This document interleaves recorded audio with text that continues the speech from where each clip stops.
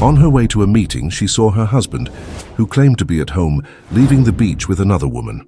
Sarah Thompson's heart stopped beating the exact moment the rideshare car turned the corner onto Ocean Drive. 11 years of a marriage she believed to be, if not perfect, at least solid, began to unravel before a single image, sharp and cruel as a shard of glass pressed against the skin. There he was, David, the man who that very morning had texted her swearing he was bedridden with a brutal flu, strolling along the sand with the ease of someone who owed absolutely nothing to anyone. Beside him, a woman, young, with a body tanned by the Miami sun, the kind of person who seemed born with salt in her hair and carefree spirit in her soul. And he, David, the man who'd spent over a decade declaring an almost philosophical hatred for the beach, describing the sand as hell on earth and the ocean as a giant germ soup, was there. And worse, he was laughing. A wide-open, guttural laugh that Sarah hadn't heard directed at her in months, maybe years. That sound, even muffled by the distance, the car window, and the hum of traffic, was the first shovelful of dirt tossed onto the coffin of what they once were.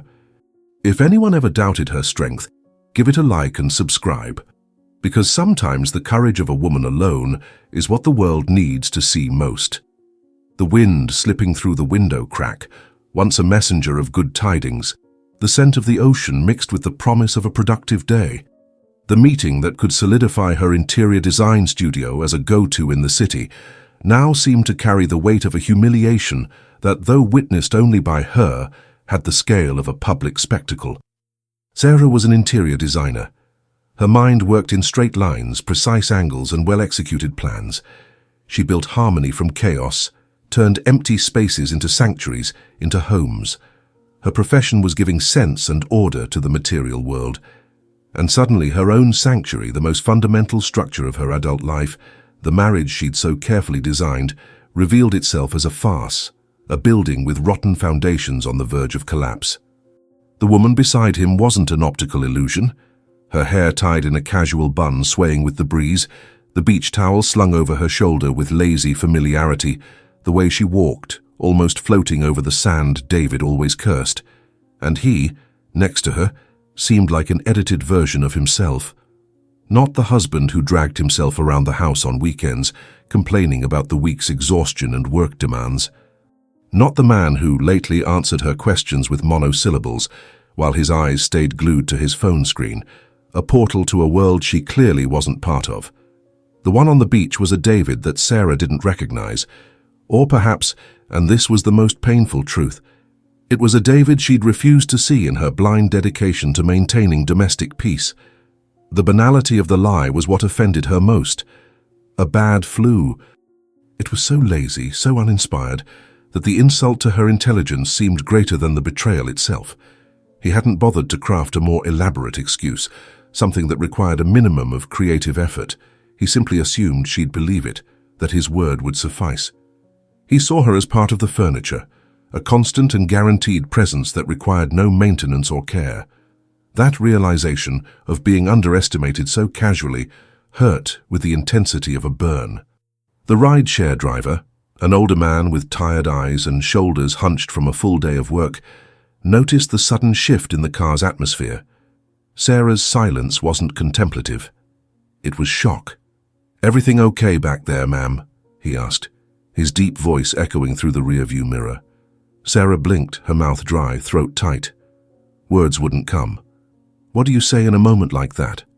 That man over there, the one looking so happy on the beach he claims to hate, is my husband. And according to him, he should be at home, delirious with fever. It would sound like the ravings of a madwoman, the start of a pathetic scene she refused to star in. She was Sarah Thompson. She didn't make scenes, she designed exits, the meeting, the boutique hotel. The project that was the culmination of years of hard work, late nights, and the courage to open her own studio with her partner, Rachel. All of it suddenly seemed distant, irrelevant, as if it belonged to another life, another woman who 5 minutes ago still believed in the solidity of her world. The hotel, with its promise of ocean views, now felt like a bad joke. The same ocean that served as the backdrop for her husband's betrayal would be the landscape she'd pitched to clients as a symbol of peace and exclusivity. The irony was so thick she could almost touch it. She breathed deeply, drawing from the depths of her mind the discipline she applied to her designs. A designer doesn't panic when she finds an unexpected structural issue. She analyzes, recalculates the path, and finds a new solution. Her marriage was now a structural problem, and the solution wouldn't be a patch. It would be a complete, controlled demolition. The image of him laughing, head thrown back, assaulted her mind again. It was a laugh she missed, one that had once been hers. When was the last time he'd laughed like that with her? She searched her memory for a recent one, but found only distant echoes, protocol smiles at dinners with friends, forced chuckles at her jokes. Genuine joy, the kind that bubbled up spontaneously, seemed reserved for other stages, other audiences. And the woman beside him, the tanned young one, was living proof. She wasn't just a casual fling. She was the symptom of a disease eating away at their marriage from the inside, silently, while Sarah busied herself keeping the facade impeccable. With the discipline of a mind trained to find order in chaos, Sarah composed herself. The voice that emerged from her mouth betrayed none of the storm brewing in her chest. It was firm, almost cold, a command stripped of any emotion. "You can pull over here, please." It wasn't a request. It was an order. The driver, perhaps relieved not to have to decipher the heavy silence that had settled, complied promptly, pulling up to the curb. She didn't wait for him to ask why. The door opened, and the salty, humid air of Miami hit her like a physical wave, a thermal shock that yanked her from the bubble of disbelief. She stepped out without thinking, her feet in elegant shoes touching the hot pavement of the sidewalk. For a moment, the world narrowed to a cacophony of sounds. The distant buzz of traffic on the avenue, voices of kids playing in the sand, and, overlying everything, the constant, hypnotic roar of the ocean. It was a sound that usually calmed her, but now seemed to drown out even the frantic pulsing in her ears, as if nature conspired to isolate her in that moment of revelation. She didn't walk toward them.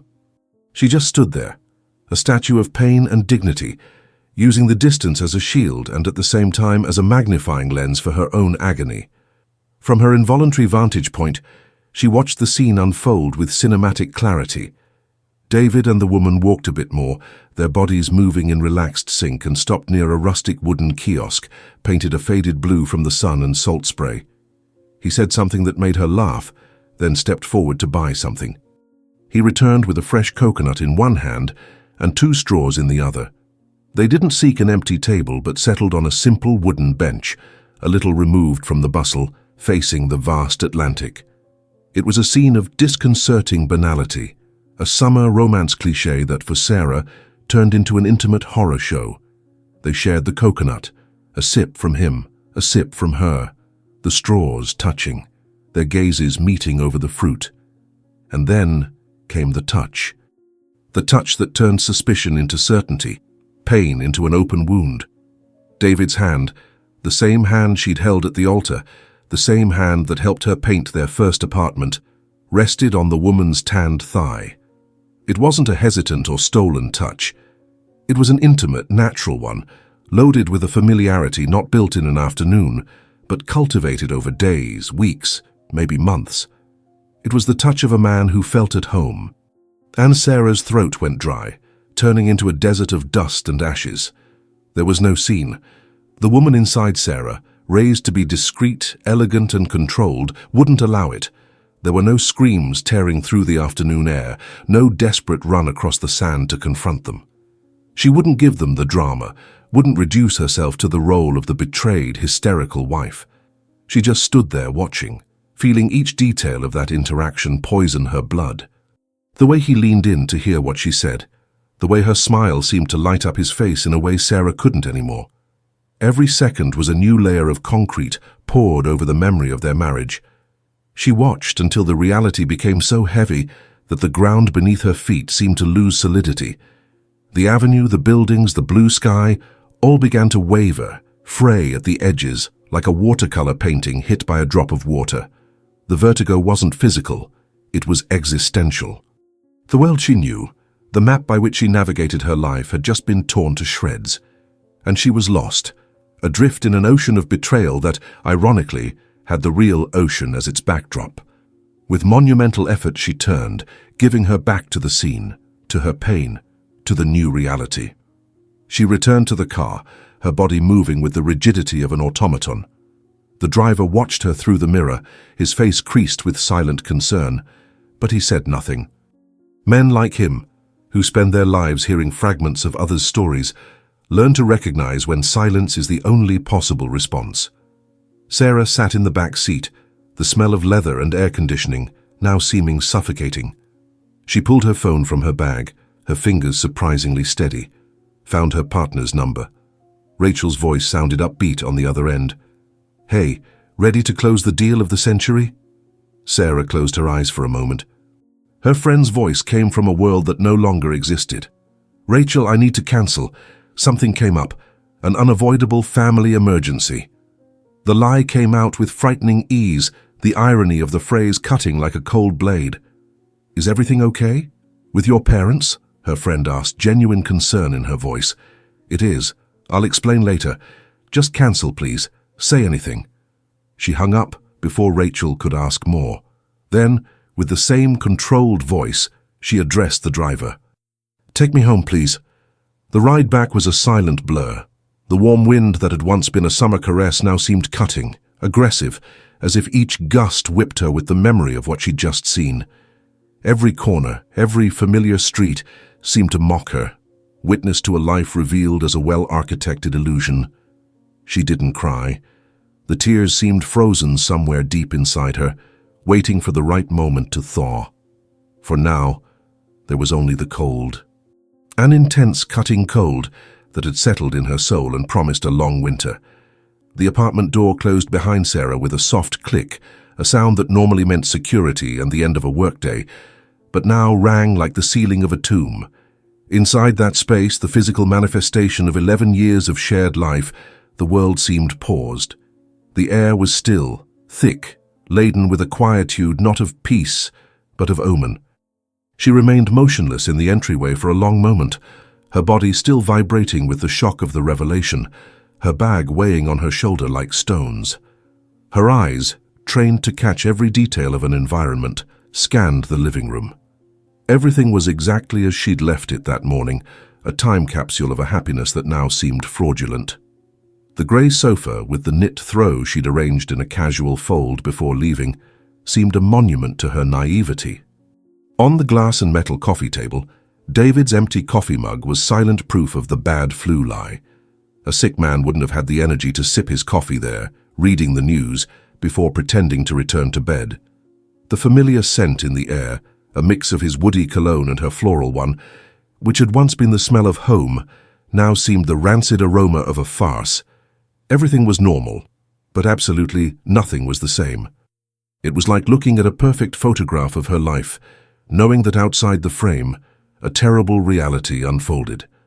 Not knowing where to start dismantling that set of normalcy, Sarah felt an impulse, an almost animal need to find physical proof, something she could touch to confirm she hadn't gone mad, that the beach scene wasn't a hallucination from stress. Her feet carried her by instinct toward the master bedroom, the heart of the home. The epicenter of the intimacy she'd just discovered was a lie. The soft light of late afternoon streamed through the window, painting the room in shades of orange and gold, poetic illumination for a scene of devastation. She stopped before the mirrored closet doors, a piece she'd designed herself to optimize space and reflect light. For a moment she stared at her reflection, a pale woman with eyes larger than normal, an indecipherable expression. She didn't recognize herself. The Sarah in the mirror seemed older, harder, as if she'd aged a decade in the short car ride from Ocean Drive to here. With a deliberate movement, she slid open the door on his side. The smell of his clothes, a mix of fabric softener and his cologne, hit her, and for the first time, her stomach churned in nausea. It was the smell of betrayal. Her trained gaze didn't wander aimlessly. It was direct, surgical, seeking what she knew she wouldn't find. His shirts hung in chromatic order she'd organized herself, the pants folded in perfect stacks, but her eyes searched for absences, not presences. And then she saw it. The empty space on the shelf where he kept his lighter shorts, the navy blue shorts, his favorite for hot spots, the ones he'd worn on their vacation to Key West 2 years ago, weren't there. Next, her eyes rose to the rack of casual shirts. The white linen shirt, the one she'd given him for his birthday, and that he wore with sleeves rolled to the elbows, was also gone. The 2 pieces she'd seen from afar clothing the man laughing on the beach. Her heart didn't race. On the contrary, it seemed to sink in her chest, a dead, cold, heavy weight. It wasn't a coincidence. It wasn't a mistake. It was proof. The material, irrefutable confirmation that the life she believed she had was a play, and she was the only one in the audience who didn't know the ending. That emptiness in the closet was more eloquent than any confession. But what hurt her most in that moment, what hit her with the force of a punch to the gut, wasn't the confirmation of the infidelity itself. Betrayal was a common wound, almost a cliché in tales of broken marriages. What broke her was the perception of how banally, lazily, and profoundly disrespectfully he'd underestimated her. Choosing those clothes, pieces she knew that she'd bought or washed countless times, was an act of carelessness bordering on contempt. He hadn't bothered to wear something new, something she wouldn't recognize. He hadn't worried about hiding tracks. He simply counted on her blindness, her unwavering trust to cover his double life. He saw her not as a partner, an equal, but as a passive element in his life, a home manager who didn't need to be considered in his secret plans. That arrogance, that certainty she was easily deceivable, was the true poison. The betrayal hurt the heart, but the underestimation annihilated the soul.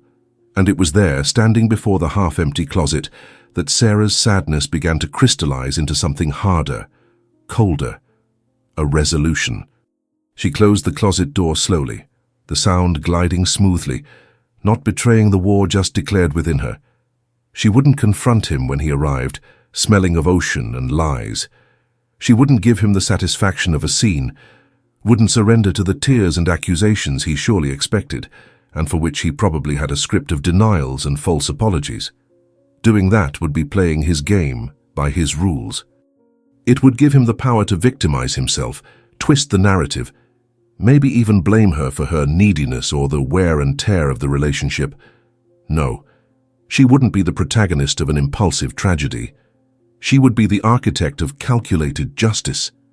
If he'd underestimated her as a wife, he'd soon discover the fatal error of underestimating her as a strategist.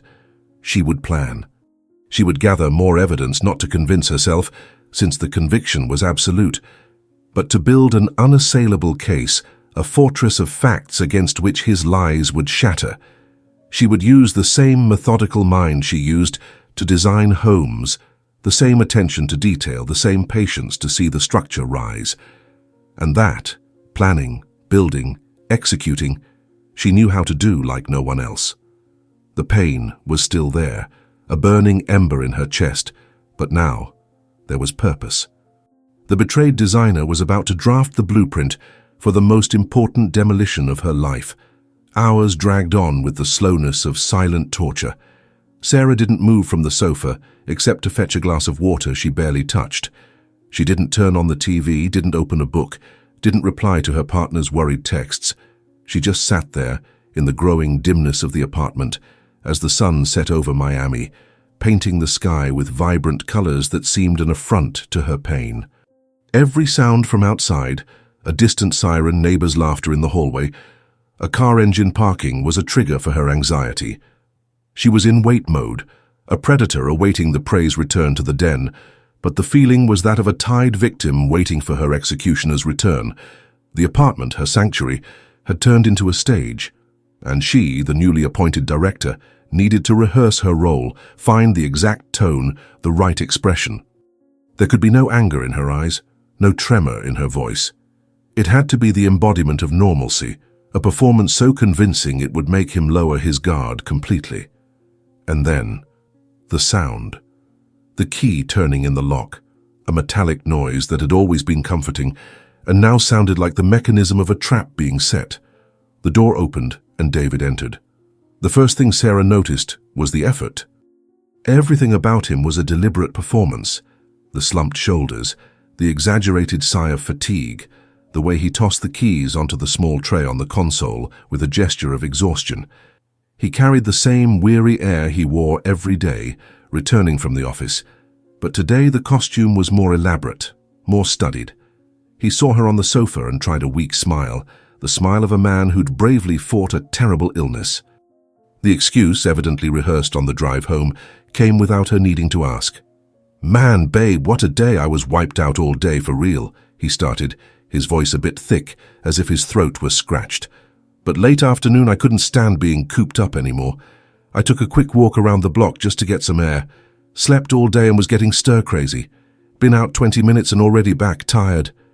He paused, as if searching for the next act. "Tried to call you to let you know, but my phone died." Sarah just nodded, a slow and deliberate movement of her head.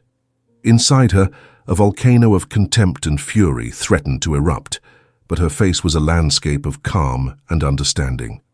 She observed with the acuity of a forensic expert his monumental nerve in spewing that cascade of lies. It was a masterpiece of dissimulation, and she almost felt a perverse admiration for the audacity. As he approached, talking about how the flu had left him weak, her senses, now hyper-alert, picked up the details his performance couldn't hide. There was a faint scent under his cologne, a chemical and sweet smell of sunscreen. And there was the color.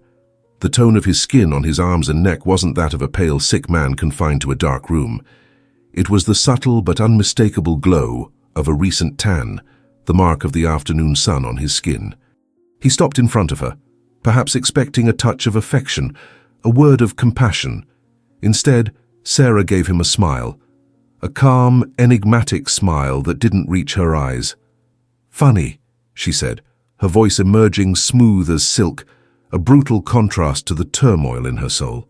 She stood and walked to him, daring to invade his personal space, forcing him to maintain eye contact. She lightly brushed his arm, a gesture that could be seen as affection, but for her was verification, feeling the residual heat of the sun on his skin. "Today, on my way to that meeting, I saw a guy on the beachfront who looked just like you, identical." She kept the smile, watching the micro-expression of panic flash in his eyes for a fraction of a second before being suppressed. "I even joked with the driver, you know, said, 'Look, that looks like my husband. Except this one's getting sun.'" The phrase hung in the air between them, bait cast into murky waters. She was testing him, giving him rope, curious to see if he'd use it to save himself or hang himself. His reaction was immediate and revealing. He laughed. But it wasn't a genuine laugh. It was a high, nervous sound that escaped his throat with the haste of someone trying to smother a fire alarm. Ah, what a coincidence," he stammered. "Must have been Mike, my cousin. You know how people always mix us up." Sarah blinked slowly, processing the new layer of the farce, the audacity of inventing a doppelganger, a relative, to justify his own image. Mentioning cousin Mike was a mistake, a desperate improv from a bad actor. "Your cousin?" she repeated, her voice still dangerously calm, feigning confusion she didn't feel. "The Mike who lives in Canada." The question was a subtle trap, a test of his ability to sustain the lie under pressure. An innocent man might hesitate, confused. But David, immersed in his own fraud, bit the bait with the hunger of a castaway. "That's him. Showed up out of nowhere, can you believe it? Came to stay a few days," he confirmed, too quickly, his eyes darting from hers for the first time, seeking words in the ceiling to build that new reality. He started stammering, adding details about last-minute vacations, a sudden change of plans, a need to breathe new air. Each word was another brick in the wall of lies he built between them, without realizing Sarah was already on the other side, watching every move, every miscalculation. And it was in that exact moment, hearing him stammer about the imaginary cousin who'd conveniently appeared from Canada to stroll on Miami's beach, that something inside Sarah broke definitively. The pain of the betrayal, an open wound, gave way to a cold, cutting clarity. The issue wasn't his body with another body, or kisses given to another mouth. The issue was character. David wasn't just an unfaithful man who'd made a mistake. He was fundamentally dishonest. He was cynical. He looked her in the eyes and lied with the ease of breathing, insulting her intelligence, disrespecting their history, treating her like a fool who could be manipulated with the flimsiest excuse. Infidelity was a breach of contract.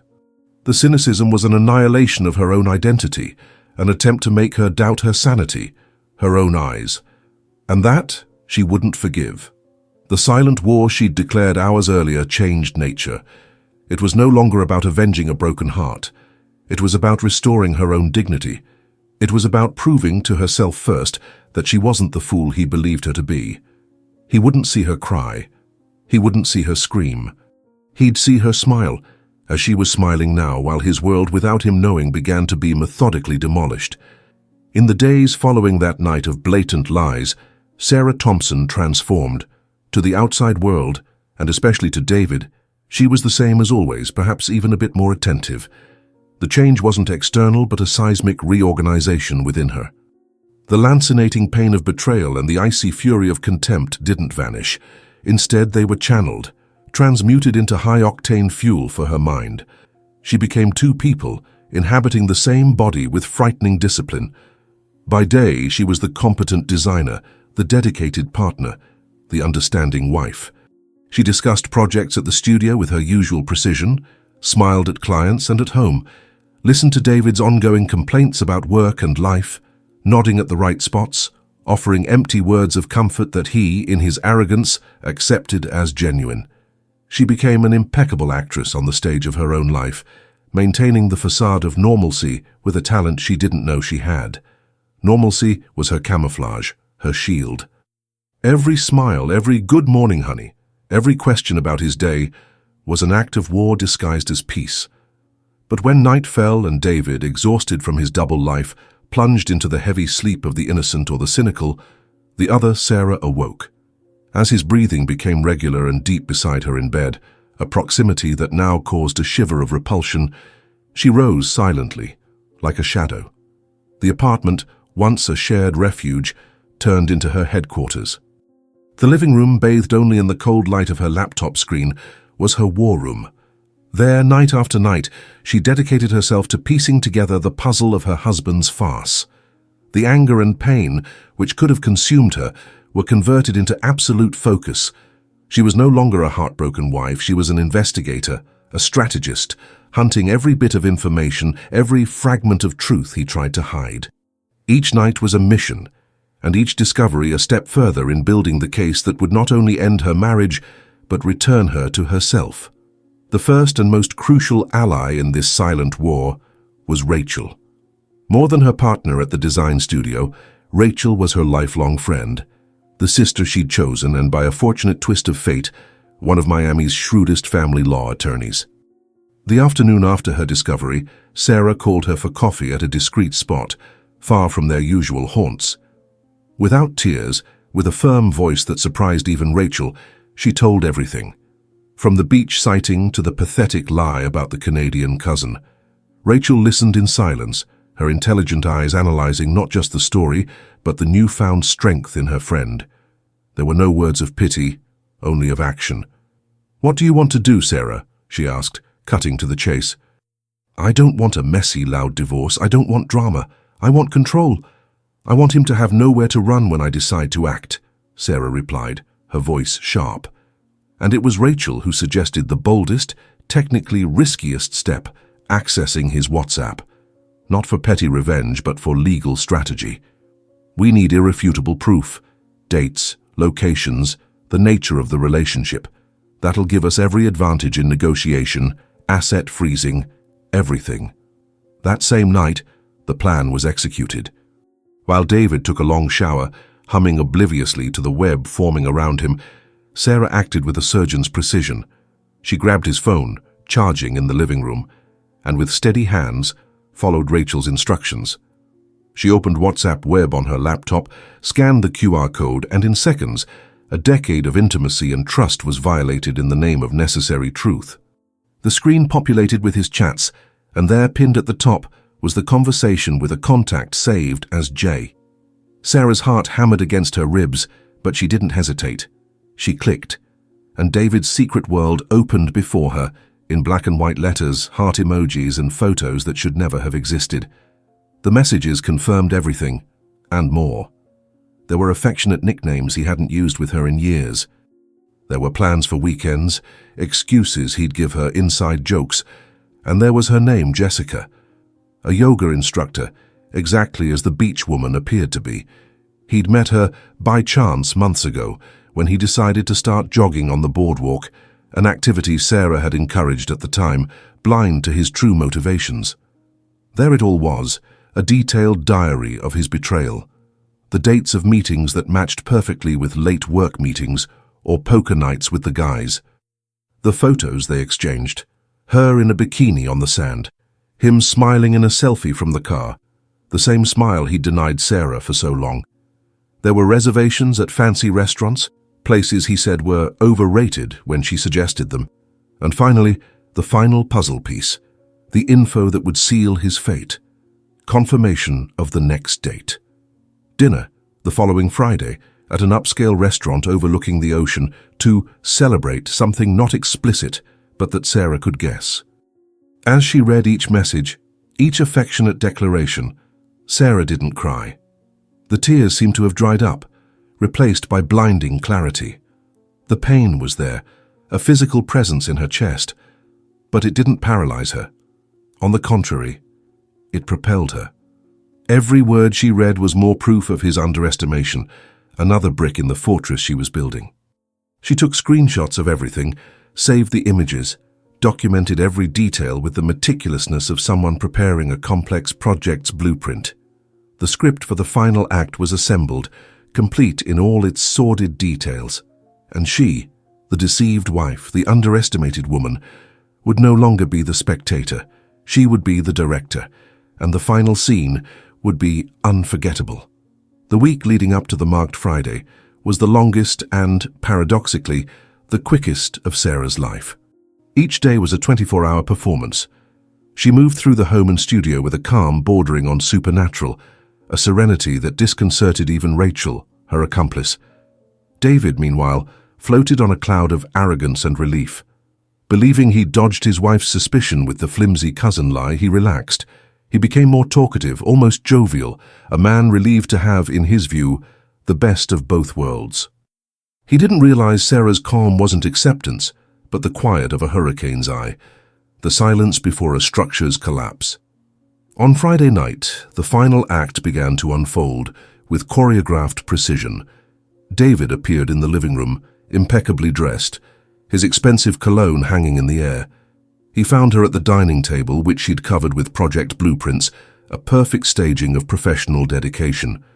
He approached, a conspirator's smile on his face. "Babe, tonight's dinner with Mike," he announced, his voice full of false intimacy. "And I didn't invite you because, well, we're planning something special, a surprise for you. So tonight's guys' night." The mention of the surprise was the final touch of his cynicism, an attempt to paint her as the ultimate beneficiary of his own betrayal. Sarah looked up from the blueprints, her face a mask of understanding and mild disappointment. "Oh, too bad. But it's fine, I really need to get ahead on this work, the deadline's tight." She stood, adjusted his shirt collar, a devoted wife's gesture that made her stomach turn. "Have fun then, and say hi to your cousin." She kissed his cheek, a cold and quick touch, and felt his body relax completely, convinced of his victory. "Tell him Canada must be missing him," she added with a sweet smile. He laughed, a genuine laugh from a man who felt like the smartest in the world. "Will do, I'll tell him." He grabbed the car keys and left, whistling low, a man on his way to celebration, unaware he was actually heading to his execution. The instant the door closed, Sarah's mask fell. The serene expression gave way to icy determination. She didn't rush. She folded the blueprints carefully, put away her pens, and shut down the laptop. Each movement was methodical, deliberate, like a rite of passage. She went upstairs, changed out of her work clothes into a black dress, simple and elegant, and heels that gave her posture and authority. It wasn't revenge attire, but business. The business of reclaiming her life. Looking in the mirror, the woman staring back was the same as the day of discovery. But her eyes held a new light, a cold flame of purpose. She grabbed her bag, where a heavy white envelope waited. Inside, Rachel's meticulous work. The divorce papers already filed, and the court notice freezing all joint accounts and investments, a precautionary measure obtained based on the irrefutable evidence they'd gathered. It was a paper and ink time bomb. She went downstairs, took her own car keys, and stepped into the night. Miami's air was warm, and the ocean breeze, which had once cut her, now seemed to blow in her favor, pushing her toward her destiny. The restaurant was one of the island's most upscale, with a wooden deck extending over the sand, offering a panoramic view of the nighttime ocean. Sarah arrived first, exactly as she'd predicted. He'd probably picked up Jessica at home, extending the fast to the last minute. The hostess greeted her with a professional smile. "Table for one?" she asked. "Yes, please, a discreet one in the back. I'd just like a drink and to watch the crowd," Sarah replied, her calm disarming any suspicion. She was led to a small table in a corner of the indoor dining room, from where she had a clear view of the entrance and main area without being easily noticed. She ordered a glass of white wine, feeling the chilled crystal in her fingers. She wasn't nervous.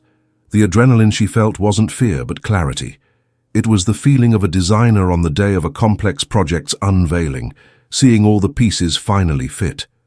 She sipped the wine slowly, eyes fixed on the door, waiting. And then they entered. The sight was exactly as she'd imagined, and yet a silent punch to her chest. They were holding hands. David, impeccable in the same suit she'd helped him pick months before. Jessica, radiant in a floral dress, her hair loose over tanned shoulders, her face lit by a smile of pure happiness.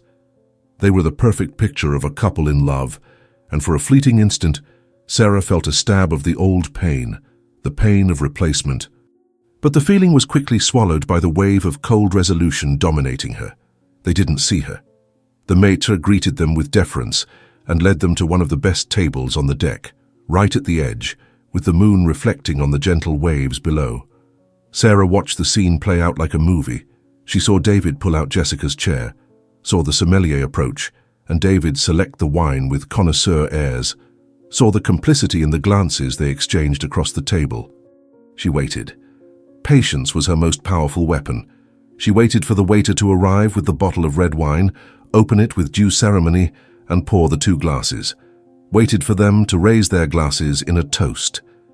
It was at that exact moment, the frozen instant of their toast, that Sarah stood. She left a bill on the table to cover her wine and walked. Her steps were firm, silent on the wooden floor, the sound muffled by the ambient music and murmur of conversations. She approached their table from behind, an elegant shadow emerging from the dimness. Neither noticed until she was standing beside the table. David was the first to see her. His face, lit by a smile, crumbled. Color drained from his cheeks, leaving a cadaverous pallor. The smile froze. The wineglass in his hand trembled slightly. Jessica, sensing the abrupt change in atmosphere, turned, her confused gaze shifting from David to the unknown woman staring at them with terrifying calm. Without a single word, Sarah extended her arm and placed the white envelope on the immaculate tablecloth, exactly between their two plates. The sound of paper touching fabric was the only noise in the silence that formed around them. David stared at the envelope like it was a snake. He knew. Somewhere deep in his mind, he knew what it was. Jessica looked from one to the other, confusion on her face giving way to growing alarm. It was then that Sarah spoke, her voice low, clear, and cutting, audible only to them. She leaned in slightly, a minimal and icy smile on her lips, and said, looking directly into her husband's panicked eyes, "Tell your cousin Mike that Canada's waiting for you." And then she turned. She didn't wait for a response, an explosion, an apology. She just turned and left, with the same dignity and firm steps she'd entered with. As she passed through the restaurant door and felt the ocean breeze on her face, she breathed deeply, a breath that seemed to cleanse her lungs of 11 years of dust and illusion.